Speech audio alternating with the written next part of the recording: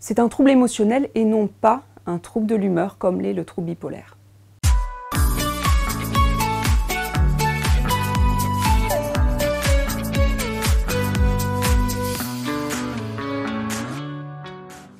Alors le trouble borderline est un trouble de la personnalité qui se traduit par une altération durable et rigide de la représentation de soi et des autres, qui engendre une souffrance importante et une altération du fonctionnement.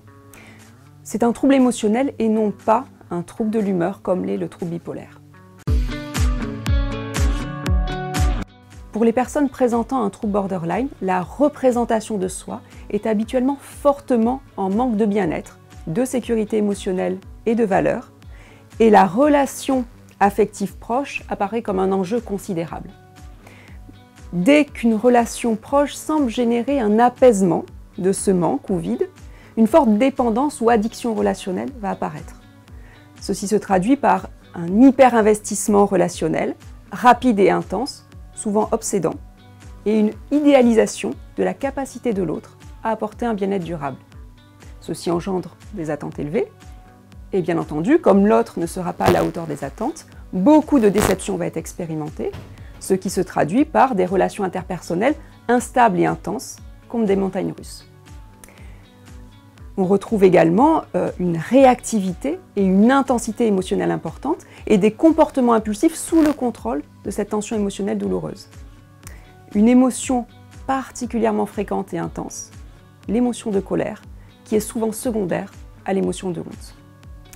Certaines personnes présentant un trouble borderline vont également présenter un trouble de l'identité, qui est la conséquence du manque intense de valeur, du vide, et de la dépendance à outrance au regard de l'autre pour se sentir valable en tant que personne. Ce qui se traduit, par exemple, par le fait de s'hyper-adapter à l'autre, prendre la forme de ce que l'autre attend, porter des masques pour se sentir aimé, valable, désirable. La thérapie comportementale dialectique, qui est une thérapie cognitive et comportementale TCC de 3e vague, est le traitement qui a le plus haut niveau de preuve pour traiter ce trouble. La méditation, qui est un acte d'identification correcte de soi, est au cœur de l'ensemble des TCC 3e vague.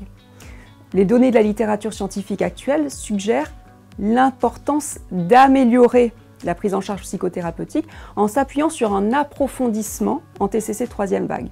C'est ce qui est fait au centre de thérapie troubles de l'humeur et émotionnel borderline du CHU de Montpellier. Vous pouvez visionner une vidéo du service expliquant cet approfondissement, disponible sur YouTube.